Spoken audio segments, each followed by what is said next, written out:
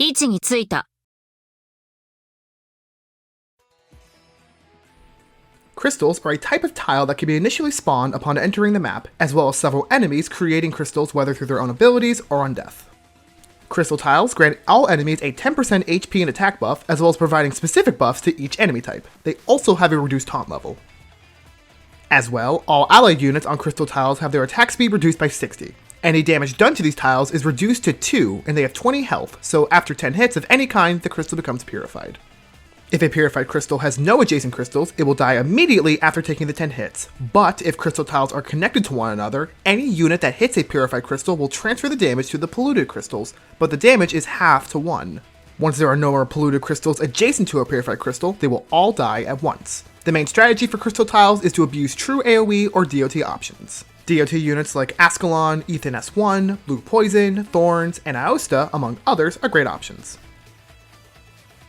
Pure crystals act just like purified crystals. It essentially gives you an option to connect segmented amounts of unpurified crystals to get a leg up on the enemy.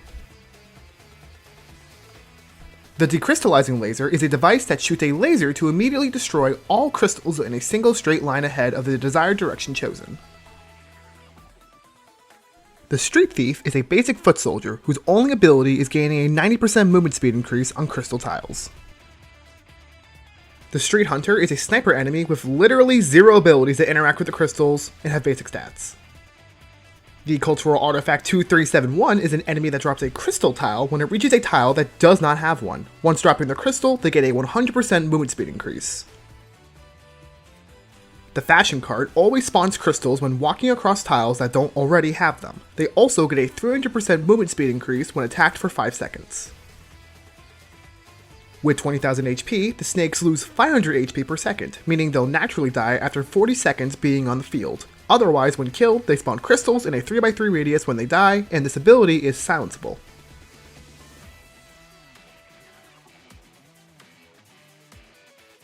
The Gliding Toy is an aerial enemy that doesn't attack but drops crystals on tiles that don't already have crystals on them. They lose 20% HP for every time they drop a crystal and are extremely fast. The Shambler can charge an ability when there is at least one crystal in the 8 surrounding tiles. They charge up for 2 seconds, granting fellow enemies in a 1.5 tile radius a barrier. This barrier can equal up to 2,000 plus 500 times N physical and arts damage, and the N being the number of crystals around it. So at minimum, the barrier grants a total of 2,500 physical arts barrier, and at maximum it's 6,500. This barrier cannot be given to bosses. These moving statues inflict a debuff that specifically lasts for 1.99 seconds, causing allies to take 80 arts damage every second, stacking up to 3 times. When on crystal tiles, however, it also gets a 100 attack speed buff.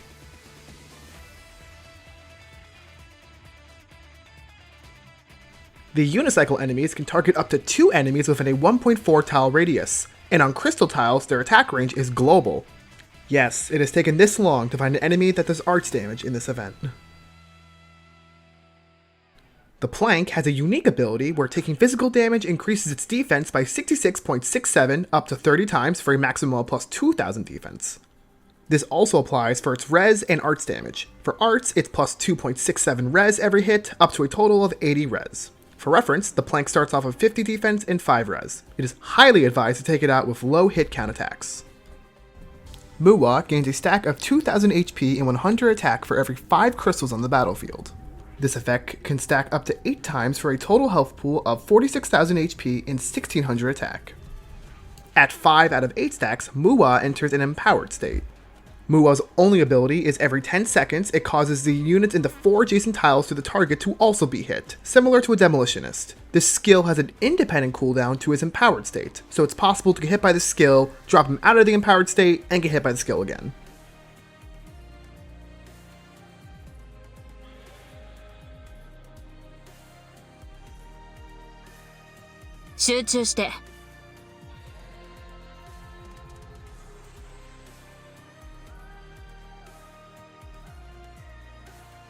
Zuba Yidamu, also known as Pepe's ancestor because I'm not bothering with this name, is the boss of AS. By default, he has a 70% physical arts DR when on crystal tiles.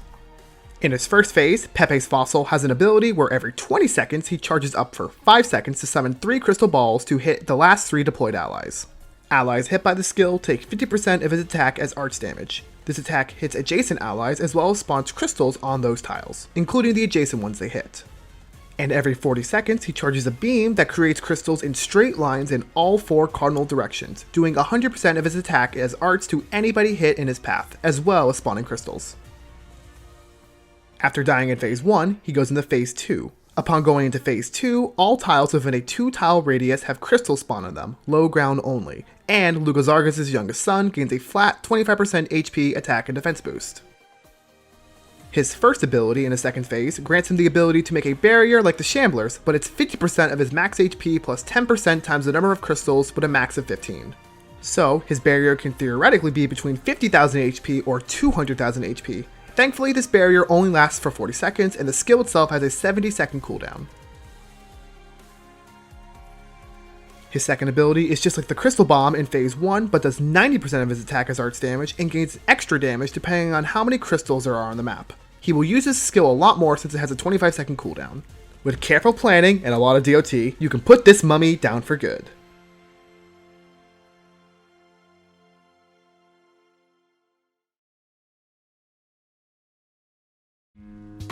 Waruk nai.